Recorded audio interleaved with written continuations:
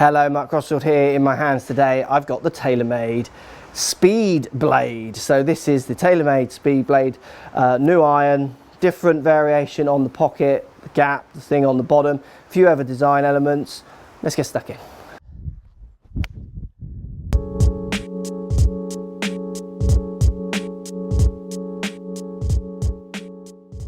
Right guys, TaylorMade SpeedBlade. It makes me think of Zoolander a little bit. SpeedBlade, isn't it? It's quite a funky name. Right, TaylorMade, we got, what have we got in this? We've got a new notch at the back, which we've seen in ping irons before, which allows them to bend easier, which I like, good idea.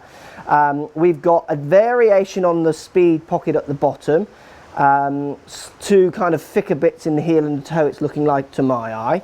TaylorMade are saying with this one you've got the new design on the speed pocket, allowing for friendlier hits off heel and toe, so you're not losing that ball speed as much as you might with other irons from the heel and the toe from that new speed pocket.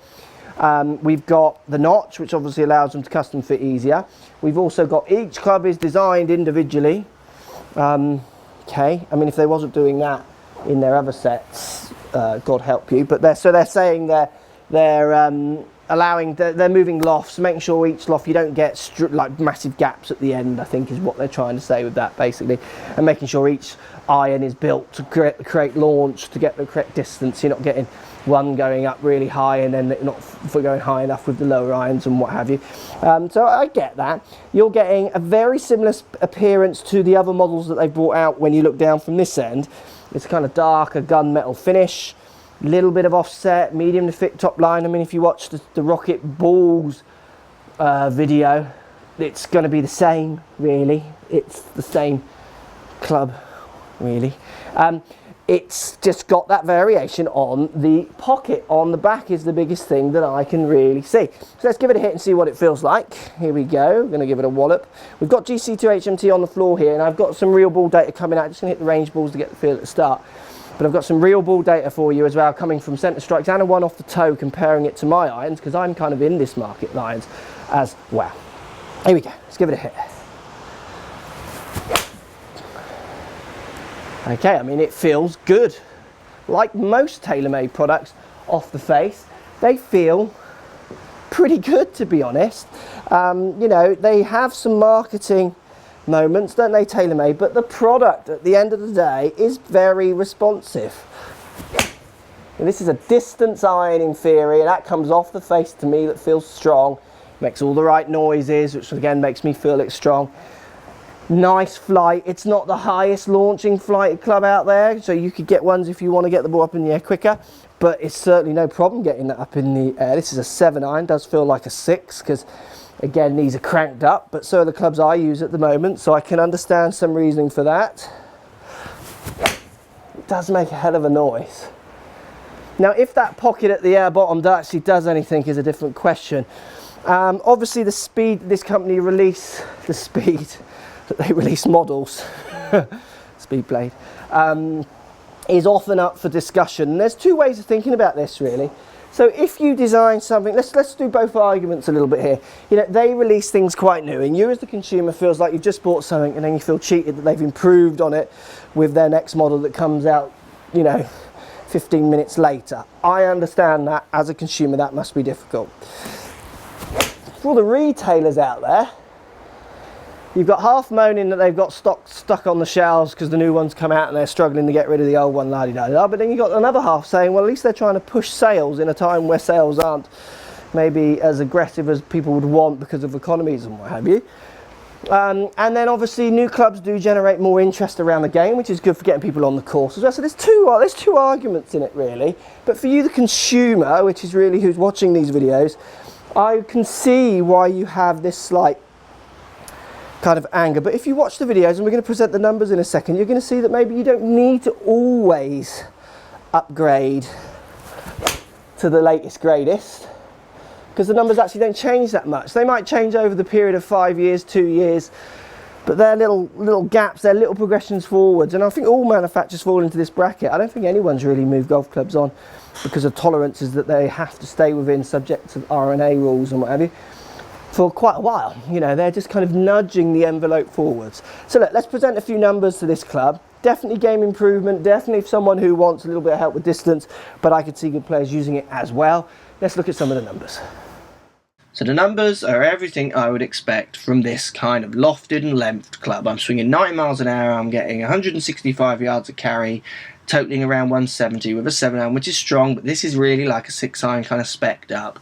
18.9 degree launch, 119 degree ball speed, we're getting 6,300 revs of spin. Everything's in the kind of area I would expect it to be with this kind of club. Good, strong, powerful numbers. Let's just look at a couple of the toe strikes though. So looking at some of the toe strikes, so we've got the rocket blade, which is obviously the speed blade at the top. So when I hit the speed blade 16 millimeters out the toe and 3 millimeters high on the club, I got 108 miles an hour ball speed, totaling in 151 carry. When I hit my JPX 825, I hit it 15 millimeters out the toe and 3 millimeters high, so as close as I can get it without using kind of robot testings. I got 2 extra miles an hour of ball speed. Now that might be the 1 millimeter toe strike doing that. Like I said, it's as close as I can get. And then resulting carry was 157. So on the 2 equivalent toe-y strikes that I could get, as close as I could get to being the same numbers, I got a little bit more distance out of my JPX. Now look, this isn't scientifically proven. This isn't me saying my JPX is better. I think they would perform almost identically if we got it on a robot and tested it. It's just interesting for me, a club without the speed pocket thing and a club with one getting very similar numbers subject to where I'm striking it on the face. So is that, I'm not saying both of these clubs perform very well across the whole face. Is it the pocket doing that, or is the pocket just there for marketing? Well, you can decide from the videos. I know what I think. But I can't prove that. I'm sure their tech guys could, and I'd love to hear from them. Come on guys, TaylorMade, get involved. Let's hear what you've got to say. I'd love to see your data. But when I'm testing these clubs, I can't get any difference between a club with no speed pocket and one with a speed pocket. Right guys, there you go. Jury's out on the speed pocket for me. I mean, I can't really test it. That would have to be robot tested for you to get your ultimate answer. But for me, with the ability I've got on the machines I've got, I'm seeing not much difference heel toes from that pocket. I am seeing good numbers though, and I'm seeing a club that performs as good as anything out there on the market. The question is if it performs better than the one before is up to you. I would argue it doesn't particularly, but I could also argue that with most manufacturers. TaylorMade SpeedBlade. It's hard to keep up with the reviews with these boys for the amount they release clubs. Let me know what you think. Post comments down below. I know there's going to be questions, there's going to be comments. I know there's going to be lovers, there's going to be haters. Look, I'm not a hater of TaylorMade. People say, oh, Mark hates TaylorMade. I don't. Their products are good. I do struggle with the amount of products they release. I do struggle with some of their marketing statements. I understand they're done with the purpose of selling clubs, but I also have to teach the people that they're flogging clubs too, or the dreams too, and sometimes they're getting it so wrong based around the market model they've been preached.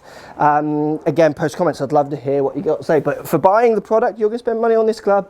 This is as good as anything out there in its bracket at the moment, and definitely should be on the try list when you go to get your fitty. Thanks for watching guys, post comments and we'll speak to you soon.